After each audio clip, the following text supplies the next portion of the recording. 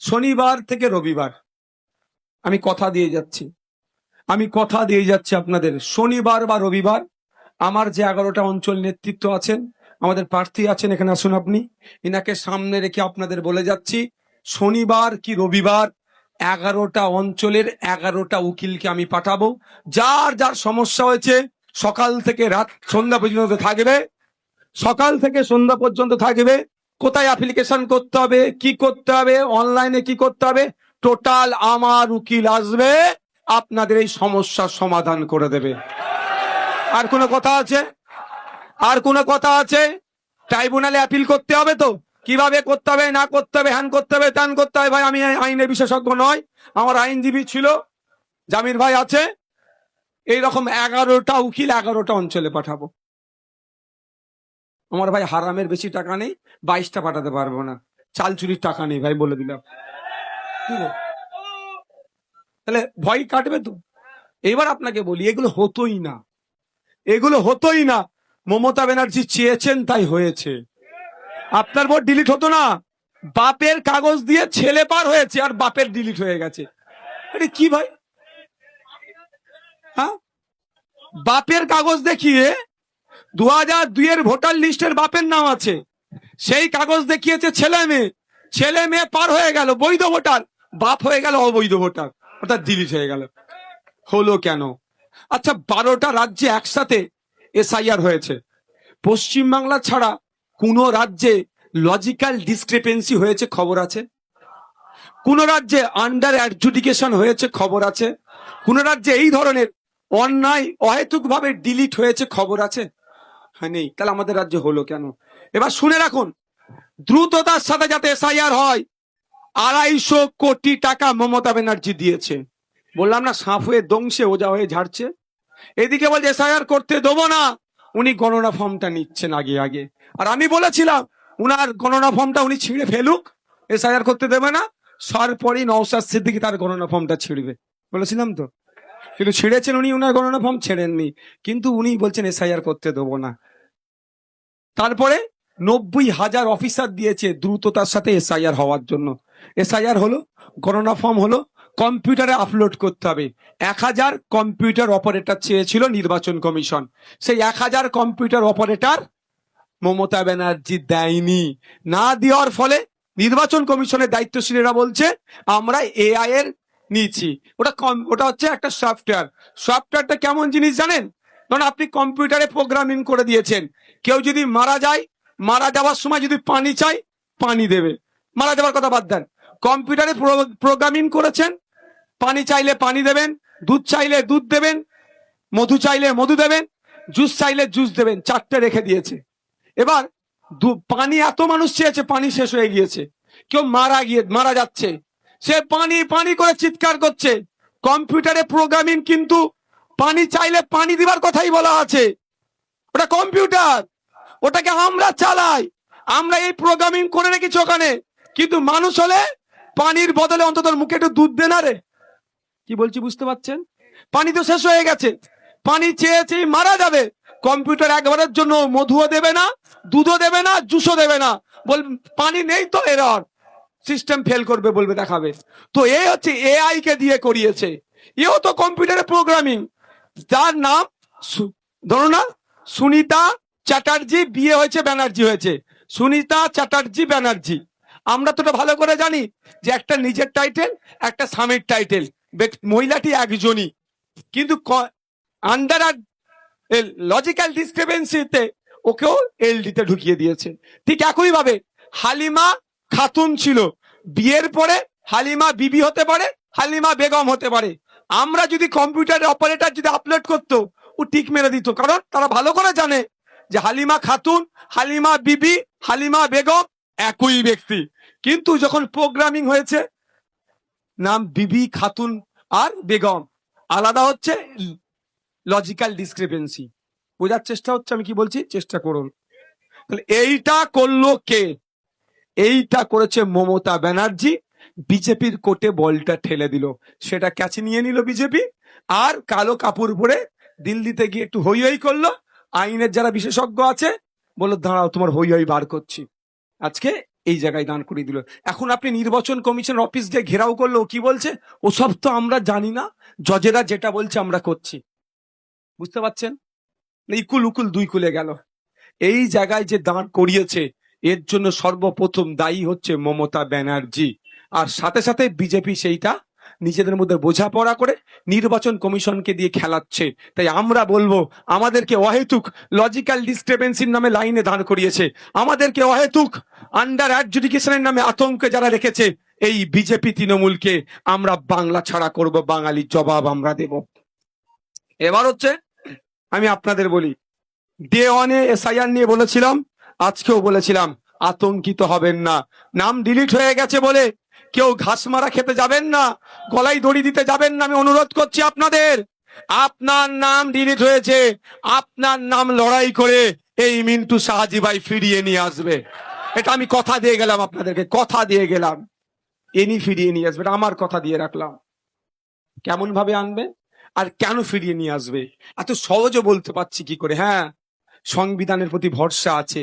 আমার পূর্বপুরুষ লড়াই করে সংবিধান উপহার আপনাকে দিয়েছে, বুঝতে পেরেছেন? সেই সংবিধানের প্রতি আস্থা রেখে বলছি, আর্টিকেল 326 সংবিধানের 326 নম্বর অনুচ্ছেদে বলা হচ্ছে, আপনি ভারতীয়, 18 বছরের ঊর্ধ্বে বয়স, আপনি ভোটার লিস্টে নাম উঠবে, আপনি ভোট দিতে পারবেন। কি আমার ভোটার লিস্টে কাটবে ভাই? আমি দাদুর কবর বলতাম, আমি অর্ধেকটা ছেড়ে রেখেছিলাম। সমালোচনা করতে দেওয়ার জায়গা দিতে হবে, কেন বলুন তো? নেগেটিভটাও একটা পাবলিসিটি। আজকে বলছি কেন দাদুর কবরটা বলেছিলাম। আপনারা বলুন, এখানে যারা আছেন মুসলিম সমাজের, অন্যান্য সমাজের মানুষ আছেন, আমি মুসলিম সমাজের মানুষদের বলবো, আপনার দাদুরা যে কবরে শুয়ে আছে, সেই কবরের কাগজ আছে না নাই? যদি না থাকতো, জমি হাঙর, চাল চোর, গরু চোর, বালি চোর, এরা কিন্তু এতক্ষণ আপনার দাদুর কবরটাকে বুল্ডোজার দিয়ে পরিষ্কার পরিচ্ছন্ন করে এখানে ফ্ল্যাট বানিয়ে নিত। আছে তো কাগজটা, দলিলটা আছে তো, পর্চাটা আছে তো? দলিল পর্চাটা কত সালের দলিল জানেন? 1926 সালের দলিল, 1905 সালের দলিল, দেশ স্বাধীন হওয়ার আগের দলিল আছে। যে পদ্মাদুর জায়গায় আপনি বসবাস করছেন, আপনার দাদু যে কবরে শুয়ে আছে, ওটাই আপনার ভারতীয় হওয়ার প্রমাণের জন্য সব থেকে বড় দলিল। তাহলে আপনি আমি ভয় খাবো কেন? আপনাকে আমাকে ভয় দেখানো হচ্ছে। 2021 সালে এনআরসি এর ভয় দেখিয়ে ভোটটা পার করেছে, আর 2026-এ এসআইআর এর ভয় দেখিয়ে ভোট পার করতে চাইছে। কিন্তু বাংলার মানুষ বুঝে গিয়েছে, এই মোদি মমতার খেলায় আমরা আর নেই। তা আপনাদের বলবো, 21 সালে কি বলেছিলাম? অমিত শাহ কেন, মোদিজি কেন, তাদের 14 পুরুষ পারবে না কোনো ভারতীয়কে দেশ থেকে তাড়াতে। পেরেছে 5 বছরে কোনো ভারতীয়কে দেশ থেকে তাড়াতে পেরেছে?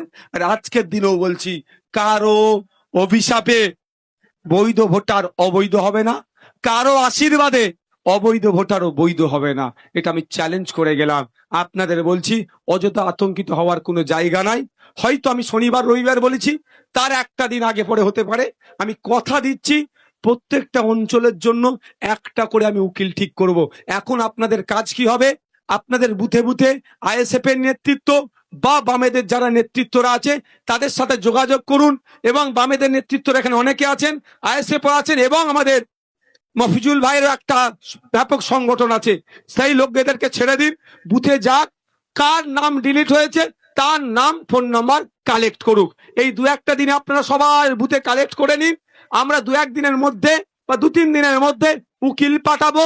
উকিল আসবে, এক জায়গায় বসবে, ওই নাম্বারকে তার আগের দিনে ফোন করে দেওয়া হবে, দরকার লাগলে যে তোমরা আসো, সকাল থেকে বসবে, সন্ধ্যা পর্যন্ত আপনাদের সমাধান আমরা করব অনলাইনে। এবার হতে পারে, তারপরেও বলছি, একদিনের জন্য ভাইজান কি হবে, তাই তো ভাইজান, একদিনের জন্য কি হবে? তারপরেও আমি আপনাদের কথা দিচ্ছি, আমরা নির্দিষ্ট জায়গায় উকিলকে বসাবো 2-4 দিন ধরে। সেখানে হয়তো এত উকিল আমি আনতে পারবো না, 2-4টে উকিল রাখবো। আপনারা নির্দিষ্ট একটা পয়েন্টে আসবেন, যতক্ষণ না আপনাদের এই সমস্যা সমাধান হচ্ছে, ওই উকিলকে আমরা তার যথাযথ সম্মান দিয়ে রাখবো। আপনারা আসবেন, গাঁটের 1 টাকা খরচ হবে না, আমরা সে যা বেয়ার করার আমরা বেয়ার করব। আপনারা ভোটার, আপনাদের ভোটাধিকার ফিরিয়ে নিয়ে আসার লড়াই আমরা করব। আর একটা কথা বলে যাই, বলেই বক্তব্য আমি শেষ করব। এরকম খুঁজতে খুঁজতে দেখবেন আপনাদের এলাকায় তৃণমূলের নেতারও হয়তো ডিলিট হয়ে গেছে, পাওয়া যাবে।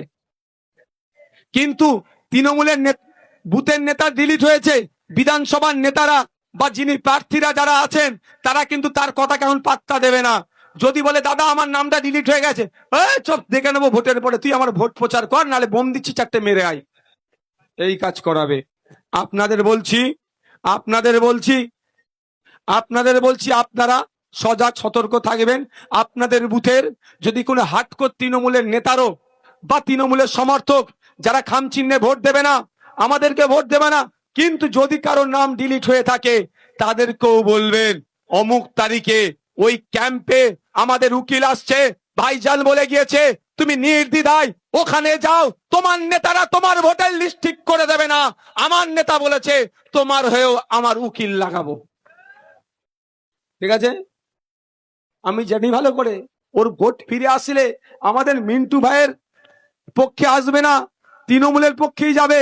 তারপরেও বলছি কটা আমার পক্ষে আসলো, কটা আমার বিপক্ষে গেল, ওটার হিসাব নিকাশ আমি কিন্তু করি না রাজনীতির ময়দানে। আমি মানুষের অধিকার ফিরিয়ে দিতে আসছি। তৃণমূলের লোকটাও যদি ভোট না দিতে পারে তাহলে সে তার অধিকার থেকে বঞ্চিত হচ্ছে। তাই আমি অধিকারের লড়াই এসেছি। আমার কাছে কে হিন্দু, কে মুসলমান, কে দলিত, কে আদিবাসী, কে তৃণমূল, কে বিজেপি, কে সিপিএম, কে আছে, সেটা আমার মানদণ্ড নয়। আমার কাছে মানদণ্ড হচ্ছে সে তার অধিকার পাচ্ছে না বঞ্চিত হচ্ছে। তার অধিকার যদি না পায় তার পাশে দাঁড়িয়ে আমি লড়াই করব। কারণ আপনাদের বলি, অনেক দৃষ্টান্ত দেখতে পাবেন যে রাজ্যের বিভিন্ন প্রান্তে কোন দলিতের উপরে অত্যাচার হয়েছে, আদিবাসীর উপরে অত্যাচার হয়েছে, মুসলমানের উপরে অত্যাচার হয়েছে, অন্য কোন দল না পৌঁছালেও ইন্ডিয়ান সেকুলার ফ্রন্ট খাম চিহ্ন নেতৃত্ব দিয়ে আমি সেখানে পৌঁছেছি, তাদের পাশে থেকেছি, অত্যাচার থেকে কিভাবে তাদেরকে উদ্ধার করা যায় তার সমস্ত দায়িত্ব কাঁধে তুলে নিয়েছি। তাই বন্ধুগণ, অনুরোধ এতটুকুই, ভোট আসবে যাবে, ভোটের জন্য মারামারিতে জড়াবেন না, ভোটের জন্য মারামারিতে জড়াবেন না। 1,21,000 টাকা মাইনে পায়, ফোন খরচ 5,000 টাকা মাসে পাই আমি, জানেন?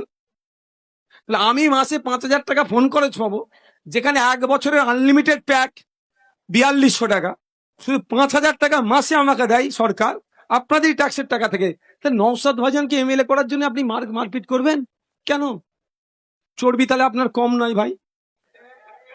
ভাষা, আমার ভাষাটা যদি খারাপ হয়ে যায় আমার ক্ষমার নজরে দেখবেন, আমি অনুরোধ দেখাই। হ্যাঁ, ভালো লাগবে, ভোট দেবে, কিন্তু ভোটের জন্য কাউকে গলা টিপে ধরতে হবে, মারামারি বলতে আমি কি বলছি, হিংসা ছড়াবেন না, কারো ফাঁদে পা দেবেন না। কিন্তু আপনার অধিকার রক্ষার জন্য আপনি ঘরে বসে থাকলে অধিকার পাবেন না, এটা বলে রাখছি। গণতান্ত্রিক প্রক্রিয়ায় অধিকার লড়াইয়ের জন্য, গণতন্ত্র যদি কোনো জায়গায় ভুলণ্ডিত হয়, গণতন্ত্র কোনো জায়গায় যদি আক্রান্ত হয়, গণতন্ত্রকে রক্ষা করার জন্য গণতান্ত্রিক প্রক্রিয়ায় তার ট্রিটমেন্টও করতে হবে। কারণ এখানে অনেক কথা বলবে, ভোট দেবেন আপনি, বলছে ক্যামেরা নাকি লাগিয়ে রাখবে, অত সহজ এটা 2021 নয়, এটা 2026। বামেদের সাথেও জোটটা একদম কংক্রিট হয়েছে, এখানে সিংহ চিহ্ন আর এখানে নাই, একটাই চিহ্ন এখানে ভাঙড়ের মানুষের খাম চিহ্ন। আর একজন বর্ষিয়ান নেতাকে আমরা টিকিট দিয়েছি, মফিজুল ভাইকে। কারো যথেষ্ট রাজনৈতিক জ্ঞান আছে, যে বুথের লাইন হবে না, ক্যামেরা কোথায় আছে, 25-30 জন 40 জন ছাড়া ছাড়া কখনো বামেদের লোক যাবে, কখনো আইএসএফ এর লোক যাবে, আমাদেরকে তো ভোটটা দিতে হবে ভাই। 30 জন 40 জন ছাড়া ছাড়া লাইনে আমরা লোক রাখবো। যদি দেখি ভোট দিতে গিয়ে ক্যামেরা আপনার ইভিএম মেশিনের দিকে আছে, সেই ক্যামেরা ওখানে থাকবে না অফিসারের কাছে যাবে, না অফিসারকে কি করতে হবে সেটা আমরা ভালো করে জানি, সব প্ল্যান করে রেখে দিয়েছি। ঠিক আছে, দ্বিতীয় কথা, এই মিথ্যাচার করতে পারে কি বলুন তো, যে খাম চিহ্নে আতর লাগিয়ে রেখে দিয়েছি, তুমি ভোট দিয়ে আসলে তোমার হাতটা আমি শুকবো, এও করতে পারে ভাই, আমি বলে দিচ্ছি। এরা পারে না এমন কোন জিনিস নাই, কথায় আছে না, লোহা শুধু খেতে পারে না, শক্ত বলে চিবোতে পারে না, এটাও ভুল কথা। আর দ্বিতীয়টা বলবো না ভাই, দুর্গন্ধের ব্যাপারটা বলবো না, কিন্তু কিন্তু আমি বলছি এরা দুটোই পারে, এটা দুটোই পারে। এই যে তিলোত্তমাকে খুন করলো, পানিহাটি মেয়ে, আমার আপনার বাড়ির তিলোত্তমা, কি হয়েছিল, দুর্নীতি করেছিল, বছরে প্রায় 22 কোটি টাকার বর্জ্য চুরি করতো, ওইটাই তো একই হয়ে যাচ্ছে, দুর্গন্ধিত ভাই। আর লুহা এরা চুরি করেনি, আর বলবো কাঁচরা পড়ার গল্প, সব পারে এরা। যাক, এরা কি বলতে পারে যে আতর দিয়ে ইভিএম মেশিনে ওই প্রতি 40 জন পরে পরে 30 জন পরে পরে হয়তো আমার এই মা গেল ভোটটা দিতে, আমার ওই বোনটা গেল 30 জন পরে, আমাদের রবিউল গেল, আমাদের জামির ভাই গেল, বা যেই গেল, গিয়ে যদি দেখে কোন সুইচে আতর আছে, বাকি সুইচগুলো তাহলে কি আমরা দুর্গন্ধ ছড়াবো? হ্যাঁ, পুরো নোটা পর্যন্ত আমরা আতর দিয়ে দেবো। সেন্ট যদি বলে কোন সুইচে সেন্ট আছে, একটা সুইচে যদি থাকে বাকি কোন সুইচ ঠিক থাকবে না, সব মানে কি বলে গো, সুগন্ধময় হয়ে যাবে একদম, পুরো আতর আতর সেন্ট সেন্ট হবে, পুরো পুলিং স্টেশনে পুরো আতরে ভর্তি করে দেবো আমরা। বুঝতে পারছো কি বলছি? সেই প্রিপারেশন নিয়ে নেমেছি আমরা। এই লড়াই আগামী দিন মাথা তুলে বাঁচার লড়াই। এই লড়াই দলিত হিসাবে বেঁচে থাকতে পারবো না লাঞ্ছিত হব, সেটা ডিসাইডের লড়াই। এই লড়াই আদিবাসী হয়ে জন্মানো আমার পাপ না আদিবাসী হয়ে আমি আদিম সব থেকে পুরাতন নাগরিক মাথা তুলে থাকবো, সেই লড়াই। এই লড়াই আমি মুসলমান দ্বিতীয় শ্রেণীর নাগরিক হব না মাথা তুলে বাঁচবো স্বাধীনতা সংগ্রামের অবদান থেকে আজ পর্যন্ত। এর লড়াই, এর লড়াই সরকারি কর্মচারীদের হকের দিয়ে সুপ্রিম কোর্ট দেওয়ার পরেও দিচ্ছে না, তাদের হকের দিয়ে ফিরিয়ে বুঝিয়ে দেওয়ার লড়াই। এ লড়াই আপনার আমার বেঁচে থাকার লড়াই। এ লড়াই আপনার আমার বাড়ির ছেলে মেয়েগুলোর ভবিষ্যৎ সুরক্ষিত করার লড়াই। সুতরাং এই লড়াইয়ে আমাদেরকে জিততে হবে, জিততে হবে, জিততেই হবে। সকলে ভালো থাকবেন, ধন্যবাদ আপনাদের। এখানে একটা জয়নিং আছে আমাদের আইএসএফ এর ছায়াতলে, আইএসএফ এর ছায়াতলে